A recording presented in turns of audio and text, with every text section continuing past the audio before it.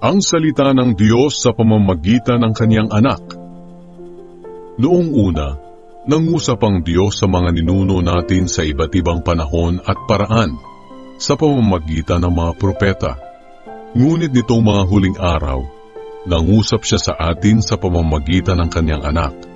Sa pamamagitan niya nilikha ng Diyos ang sanlibutan, at siya rin ang pinili niyang magmay-ari ng lahat ng bagay.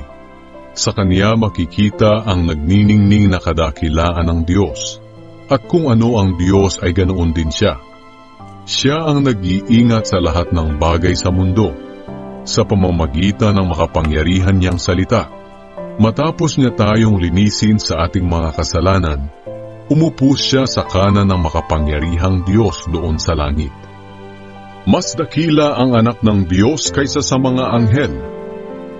Kaya naging mas dakila ang anak ng Diyos kaysa sa mga anghel, at higit na dakila ang pangalan niya kaysa sa kanila, sapagkat kailanman, wala ni isa man sa mga anghel ang sinabihan ng Diyos ng ganito, "Ikaw ang anak ko, at ngayon ipapahayag ko na ako ang iyong ama."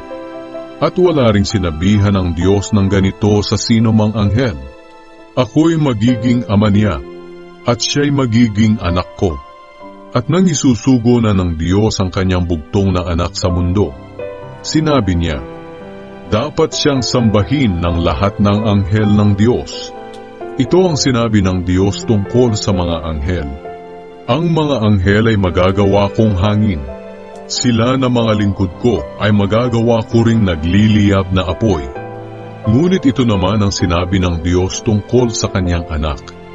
O Diyos, ang kaharian mo ay magpakailanman, at ang paghahari mo'y makatuwiran. Kinalugdan mo ang gumagawa ng matuwid, at kinamuhian mo ang gumagawa ng masama. Kaya pinili ka ng Diyos na iyong Diyos, at binigyan ng kagalakang higit sa ibinigay niya sa mga kasama mo. At sinabi pa niya sa kanyang anak, "Sa simula, ikaw, Panginoon, ang lumikha ng mundo at ng kalangitan.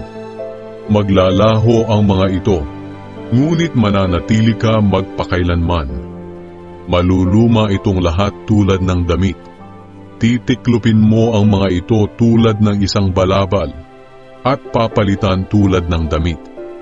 Ngunit hindi ka magbabago, at mananatili kang buhay magpakailanman."